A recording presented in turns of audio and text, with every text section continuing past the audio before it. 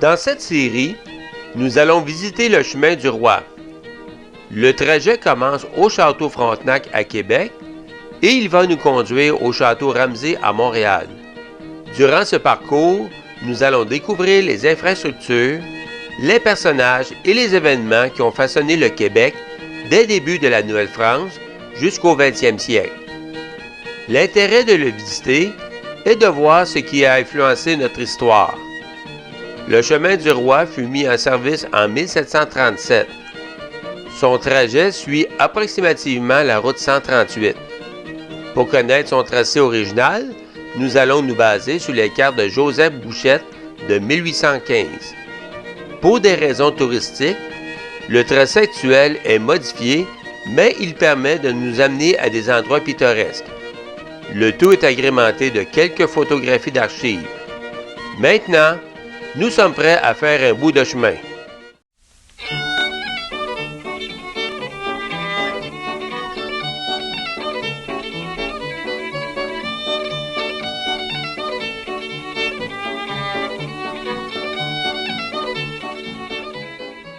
La seigneurie de Yamachiche fut concédée à Pierre Boucher en 1653. Il fallut attendre la signature de la Grande Paix de Montréal en 1701 avant de songer à coloniser les terres autour du lac Saint-Pierre, car auparavant, les risques d'attaque par les Iroquois étaient trop forts. C'est en 1702 que Pierre Boucher vend la seigneurie à ses neveux Charles et Julien Le Sieur. Ses premiers habitants arrivèrent en 1703. C'est petit à petit que la seigneurie allait se développer. À travers ces développements, il y a eu la construction d'un chemin vers Pointe-du-Lac en 1725 qui a brisé son isolement. Toutes les villes au nord du lac Saint-Pierre sont situées loin du rivage. Cette région est sujette à des inondations à tous les printemps. Il était donc nécessaire au début de la colonisation de remonter les rivières. Dans cette localité, il y a la rivière Yamachiche et la petite rivière Yamachiche. Par la route 138, nous passons devant le chemin de la place Marconi. Guglielmo Marconi a établi un centre de télégraphie sans fil par l'entremise de sa compagnie canadienne Marconi. Ce centre envoyait des messages de l'autre côté de l'Atlantique. Le centre a opéré de 1926 à 1975. Sur la rue Sainte-Anne, on rencontre une série de maisons en briques. Une carrière d'argile à proximité produisait des briques, ce qui explique la grande quantité de maisons construites avec ce matériau. Parmi celles-ci, il y a l'ancienne demeure de Néré-Beauchemin. Elle fut d'abord la résidence du député Charles Gérin-Lajoie. Elle passa ensuite à la famille Beauchemin. Néré-Beauchemin était un médecin et un écrivain. Il a composé des recueils de poésie comme Les floraisons matutinales et Patrie intime. Il est décédé en 1931. On retrouve sa pierre tombale à l'entrée du cimetière de Yamachiche. La paroisse de Sainte-Anne fut établie en 1722. L'ancienne église, construite en 1870, fut ravagée par un incendie en 1957. L'église actuelle est en place depuis 7 ans. Le cimetière est à gauche de l'église. Il contient un chemin de croix en bronze avec un calvaire.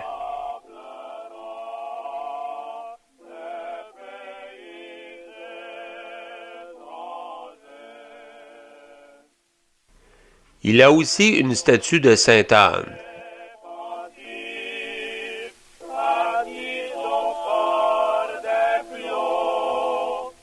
Le presbytère est à la droite de l'église.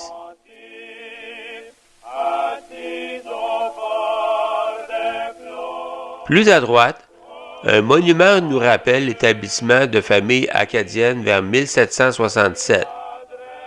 Ces gens avaient auparavant subi la déportation en Acadie en 1755. Un autre groupe non mentionné sur ces plaques et qui ont vécu momentanément à Yamachiche sont des loyalistes anglais. Ils sont arrivés en ce lieu durant la Révolution américaine. Ils devaient tous se rétablir ailleurs lorsque la paix fut revenue. L'hôtel de ville est plus loin sur la rue Sainte-Anne.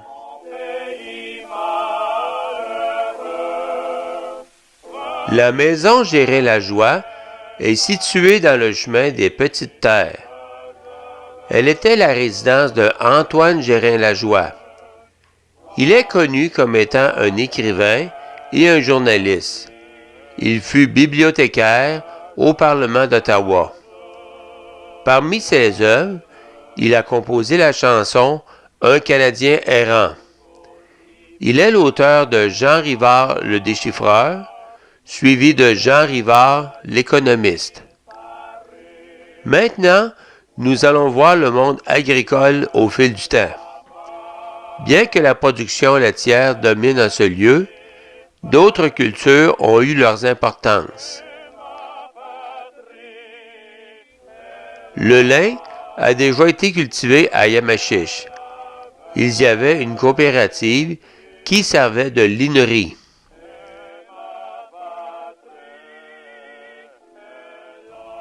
Des dindes et des poules y étaient élevées.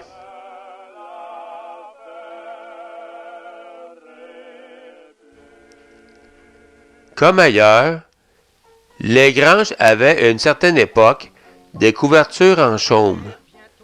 Celles de Yamachiche étaient faites avec du chanvre.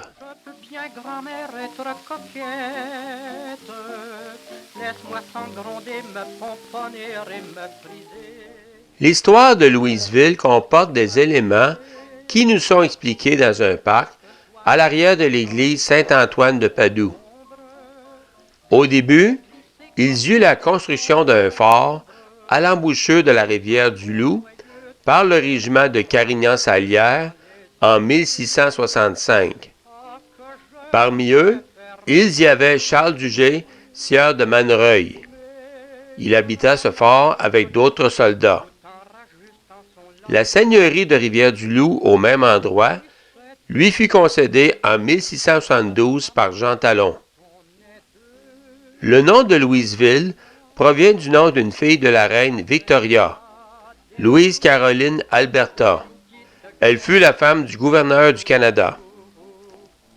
Le chemin du roi longe la rivière du Loup.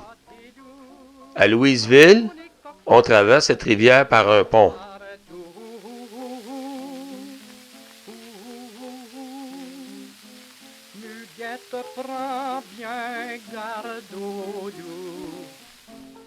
À gauche, le monument des soldats morts durant la Deuxième Guerre mondiale.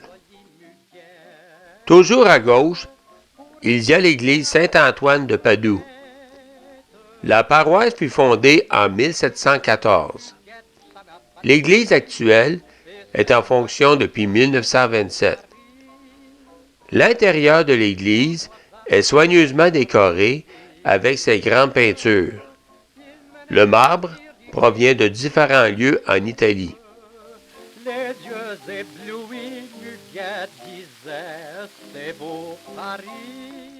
La ville contient quelques demeures à valeur patrimoniale.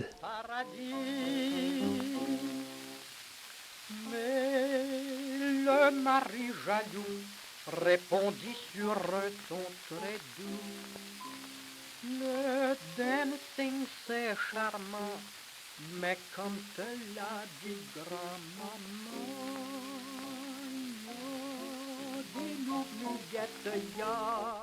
l'hôtel de ville est situé plus loin. Par la rue Notre-Dame-Nord, on accède à l'ancienne usine de textile de la Société Textile Limited. Elle a fourni de l'emploi aux gens de Louisville au cours du 20e siècle. Une grève en 1952 a fait les manchettes au Québec. L'événement annuel est son festival de la galette de sarrasin à l'automne. À cet effet, il y a un monument qui représente le père Sarrazin. La culture de cette plante se fait autour de cette ville. Comme personnalité, Louisville est la ville natale d'une famille de musiciens, Ernest et Gustave Gagnon. Ernest Gagnon a harmonisé plusieurs chants traditionnels de Noël comme « Il est né le divin enfant »,« Les anges dans nos campagnes »,« Sa berger assemblons-nous ». Il a aussi fait l'arrangement de la chanson que l'on entend « Ah si mon moi ne voulait danser ». Son frère Gustave a été professeur de musique et organiste. Dans le milieu agricole, en plus de la production du sarrasin, ils y eut comme à Yamachiche la production de lin. Du gaz naturel fut trouvé sur le territoire de Louisville vers 1880. Il fut momentanément utilisé pour l'éclairage des rues et le chauffage.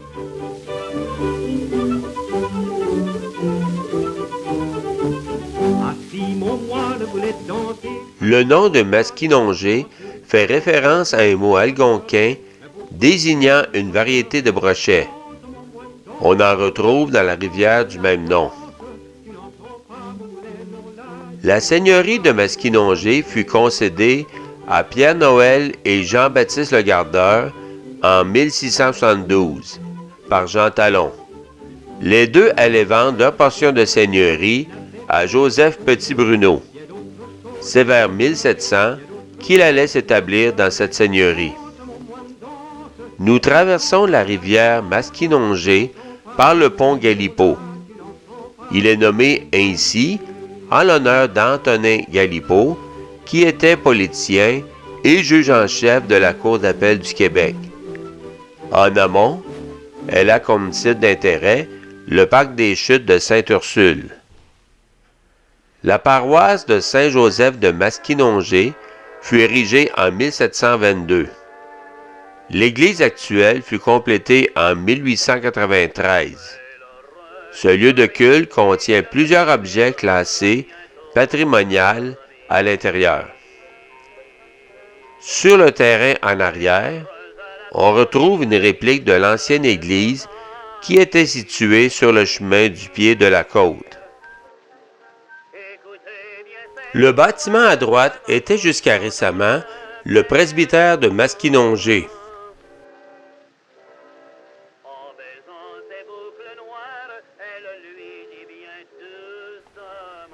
Ce bâtiment est un ancien couvent des Sœurs des Saints-Noms de Jésus et de Marie. Elles étaient spécialisées dans l'éducation. Il est maintenant devenu le manoir Jésus-Marie, qui est une résidence pour personnes âgées.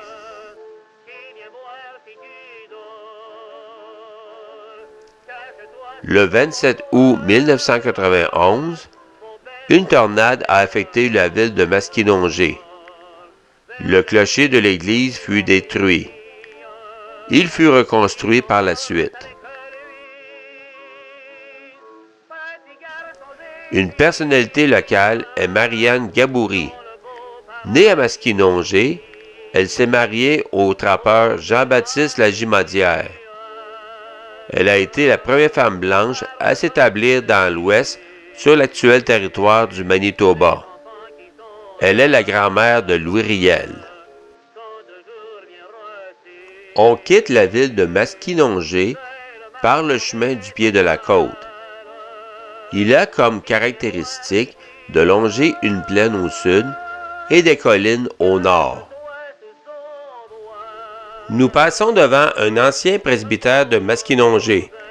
C'est une maison de pierre construite en 1811. Plus loin, nous passons devant la maison Doucette. Elle est la plus ancienne résidence de la municipalité. Elle fut construite au 18e siècle par Charles Doucet, un exilé acadien. la grande attraction est le magasin général Lebrun.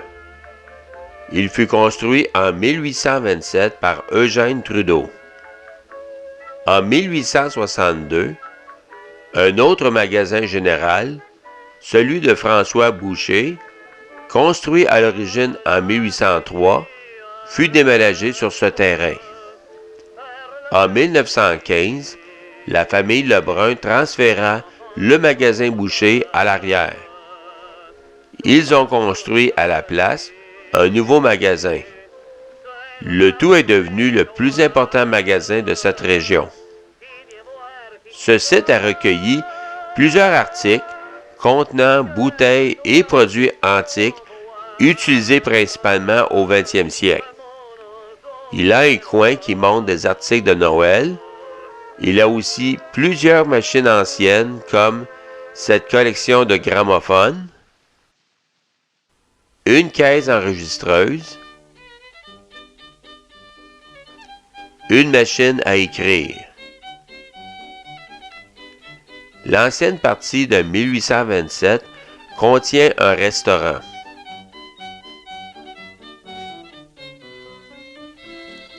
L'étage supérieur, appelé le grenier, offre des spectacles au courant de l'année.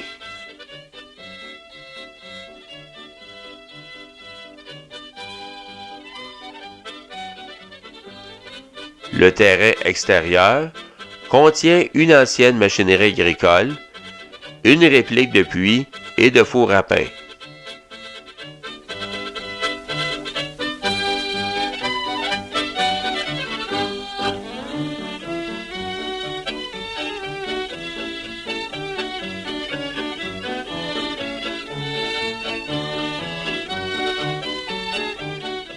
Nous quittons la région de la Mauricie pour entrer dans la Naudière. Saint-Barthélemy est constitué de deux seigneuries. Le fief du Petit Bruneau était la partie ouest de la seigneurie de Masquinongé. Joseph Petit Bruneau en était le seigneur. Plus à l'ouest, il y avait la seigneurie du Sablé. Elle fut concédée à Louis-Adrien d'Andonneau en 1739. Après la conquête anglaise, Jane Cuthbert fit l'acquisition de cette seigneurie. Il rebaptisa la seigneurie de du Sablé en Nouvelle-York. Le peuplement a commencé vers 1775. Le nom de Saint-Barthélemy provient du nom de Barthélemy Joliette, qui est aussi le fondateur de Joliette. La paroisse de Saint-Barthélemy fut fondée en 1827. L'église actuelle fut construite en 1866. L'architecte était Victor Bourgeot.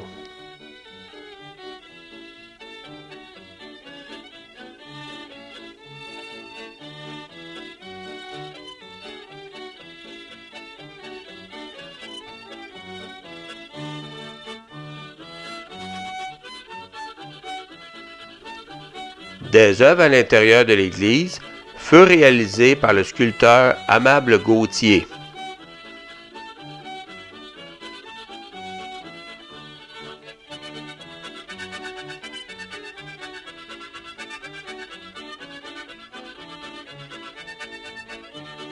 Le presbytère fut construit en 1930.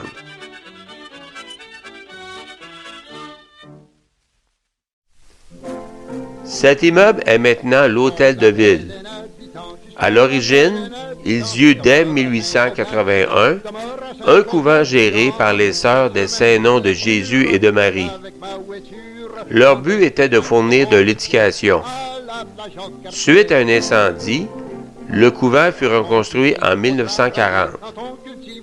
Les religieuses quittèrent le couvent en 1969 et la municipalité reprit le bâtiment. Il sert de centre communautaire. L'école du Sablé rappelle le nom de la seigneurie.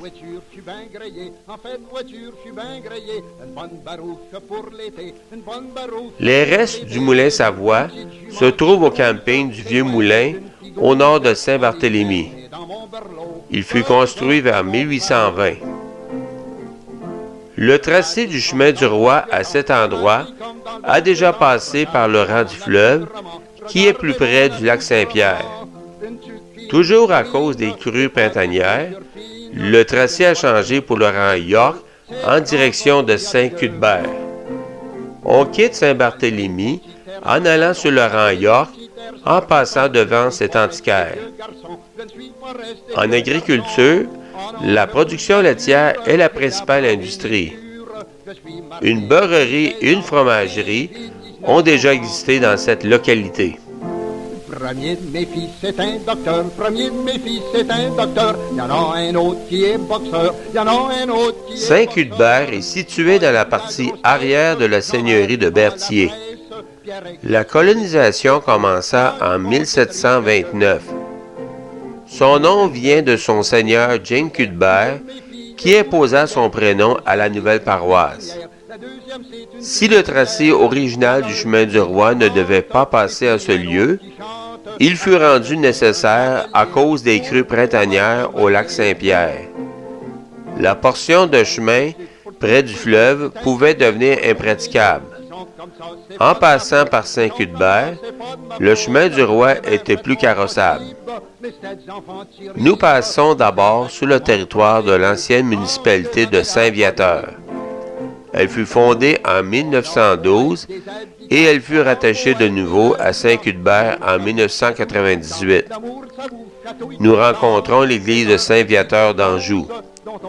Elle était gérée par les clercs de Saint-Viateur qui furent actifs dans le diocèse de Joliette. Nous arrivons à la localité de Saint-Cuthbert. Nous passons devant les bureaux de la municipalité.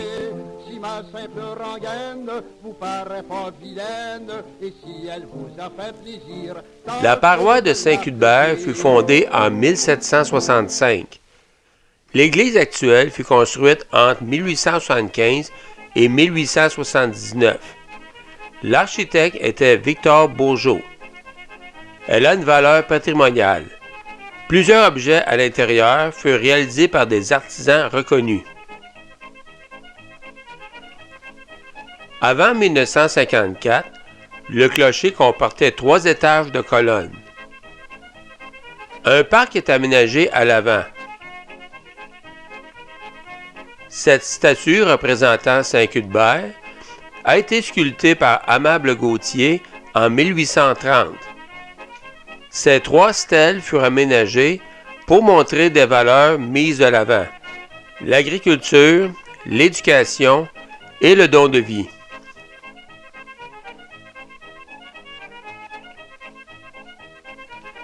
Le presbytère fut construit en 1876. L'entrepreneur était François Archambault, le même qui a construit l'église. Le couvent des Sœurs de Sainte-Anne fut construit en 1882. Elles ont fourni de l'éducation aux gens de la place. Le couvent est maintenant la résidence Sainte-Anne pour personnes âgées. L'école primaire locale porte le nom de Sainte-Anne.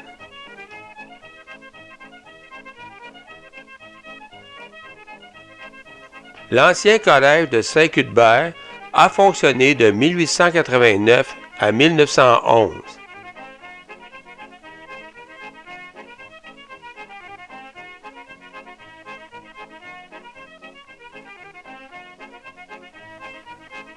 Une personnalité qui a fait sa marque est François-Marie Thomas Chevalier de Lorimier. Ayant reçu une formation de notaire, il prit une part active en politique pour le Parti des Patriotes. Après avoir fui aux États-Unis lors de la rébellion des Patriotes de 1837, il revint mener une insurrection à Beauharnois. C'est un échec. Il se fait arrêter par les Britanniques et il est amené à la prison Pied-de-Courant. Il est condamné à mort. La veille de l'exécution, il écrit son testament politique. Il meurt pendu en 1839.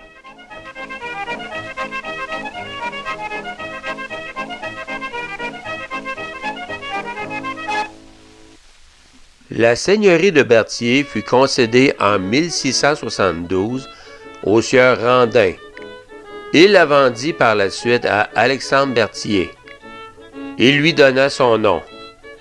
Pierre de Lestage en fit l'acquisition en 1718, la seigneurie passant ensuite à James Cuthbert en 1765. La campagne autour de cette ville constitue la municipalité de Sainte-Geneviève-de-Berthier et la ville porte le nom de Berthierville. Nous commençons par le secteur de Sainte-Geneviève-de-Berthier au nord de la ville. Le pont couvert Grand-Champ traverse la rivière Bayonne. Construit en 1918, il est le seul pont couvert dans la région de Lanaudière. On rejoint la route 158.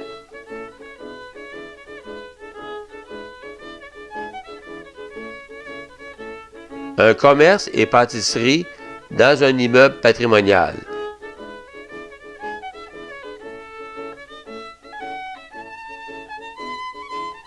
La mairie de Sainte-Geneviève.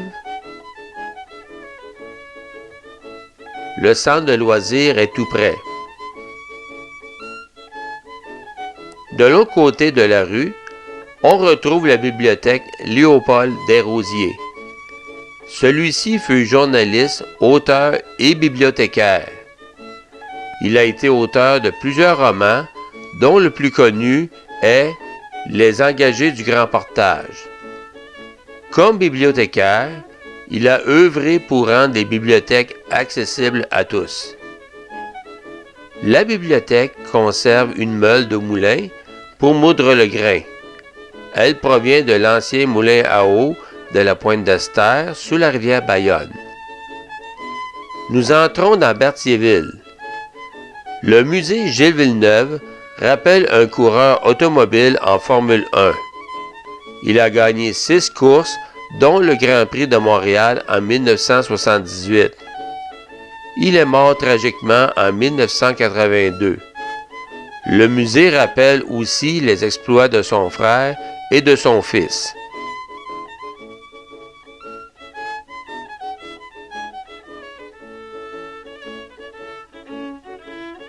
La chapelle des Cuthbert est située dans un terrain boisé. Le seigneur James Cuthbert la fit construire en 1786. Elle est la première chapelle presbytérienne au Québec. Elle est maintenant un centre d'information touristique, en plus de produire des expositions.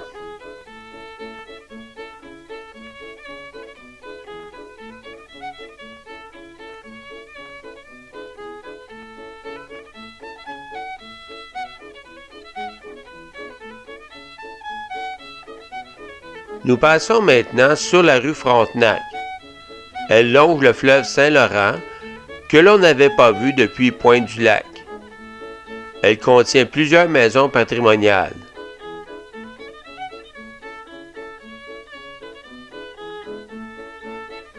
Cette rue contient le manoir Cuthbert, qui fut le dernier manoir seigneurial de Berthier.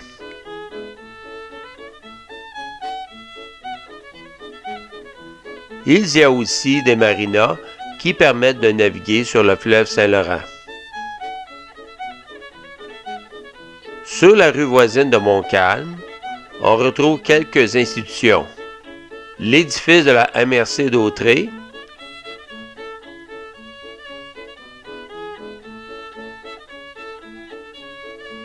l'hôtel de ville de Berthierville,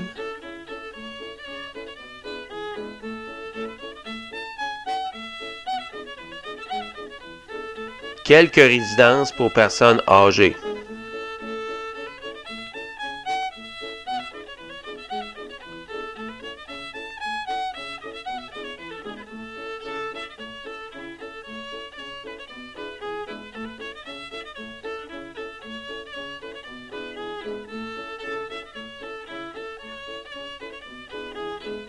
Nous arrivons devant l'église Sainte-Geneviève. Elle fut construite de 1782 à 1787. La première église était située dans l'actuel parc de Sainte-Geneviève, situé en face de l'église actuelle.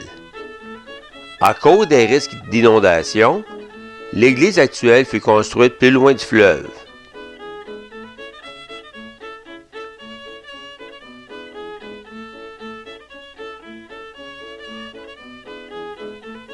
Plusieurs sépultures furent découvertes autour de l'église. Elles ont été déménagées au cimetière actuel.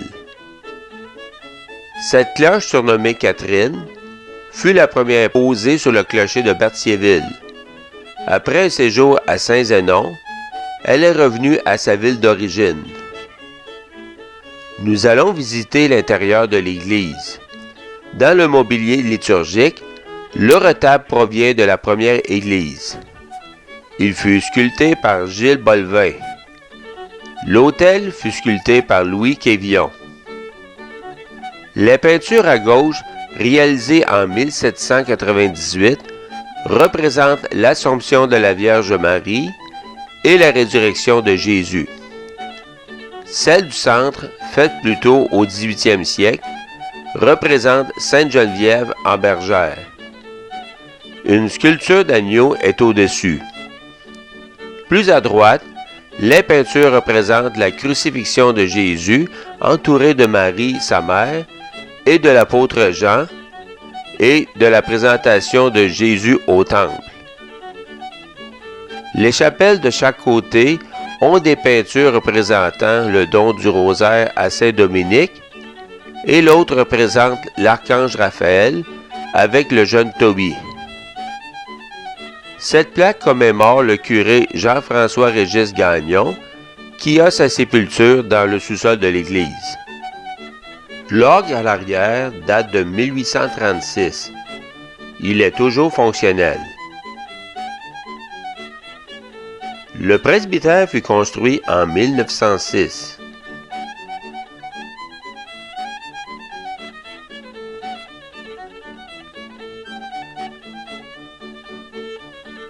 Le foyer du Sacré-Cœur est une résidence pour personnes âgées qui est en fonction depuis 1927.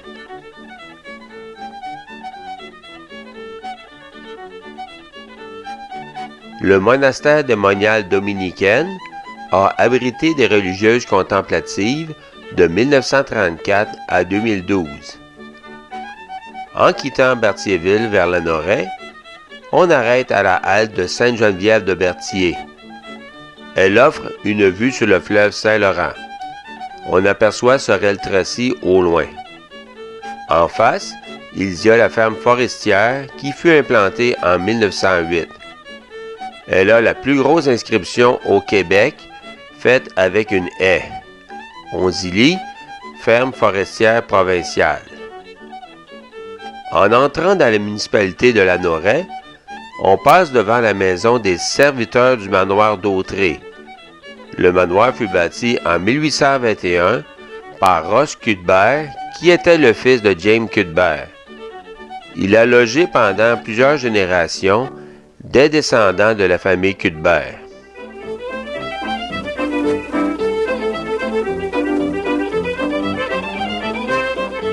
Nous allons maintenant faire un détour par les îles de Berthier. On s'y intéresse à cause que ces îles se sont peuplées dans le temps de la Nouvelle-France. En partant de Berthierville, on accède à la visitation de l'île du Port. La seigneurie de l'île du Port fut concédée à Pierre du Port le 3 novembre 1672. La colonisation a commencé en 1699. La paroisse fut fondée en 1704. Elle est en fait la plus ancienne paroisse du diocèse de Joliette. L'église fut construite en 1852.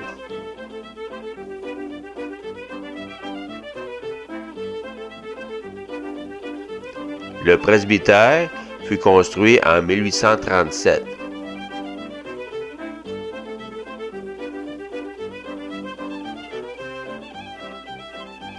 Voici l'hôtel de ville.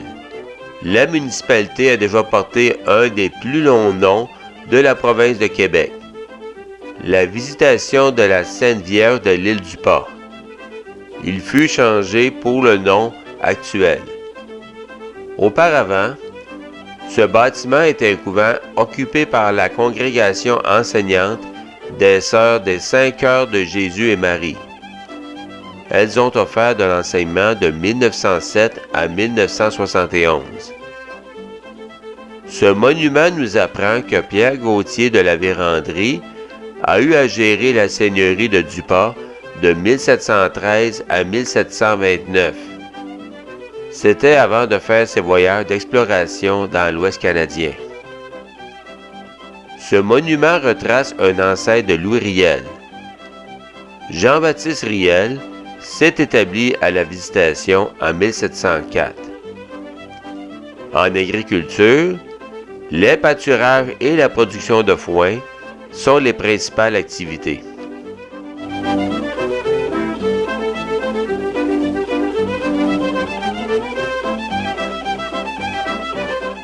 L'île Saint-Ignace fut décrite par les explorateurs Jacques Cartier et Samuel de Champlain.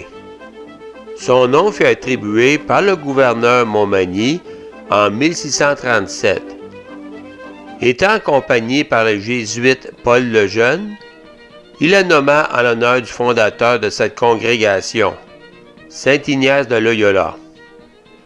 La colonisation a commencé en 1699. Ses premiers habitants faisaient partie de la paroisse de la Visitation de l'île du Port. C'est en 1895 que la paroisse de Saint-Ignace de Loyola fut créée et la municipalité fut établie en 1897. La première église était située près de l'intersection du rang Saint-Isidore et du rang Saint-Luc. Elle fut incendiée en 1956. Un monument commémore son emplacement. L'église actuelle fut construite en 1959.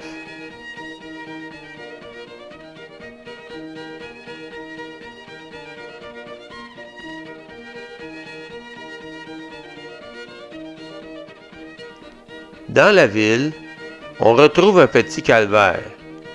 Celui-ci est une œuvre commune de la population de Saint-Ignace qui ont permis sa réalisation.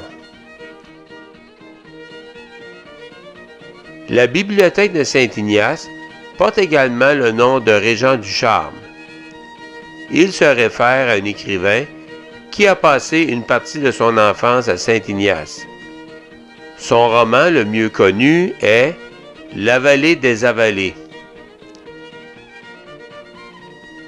En dehors de la ville, près du bout de l'île à l'est, il y a des pourvoiries qui offrent différentes activités de villégiature, dont la pêche et la location de chalets.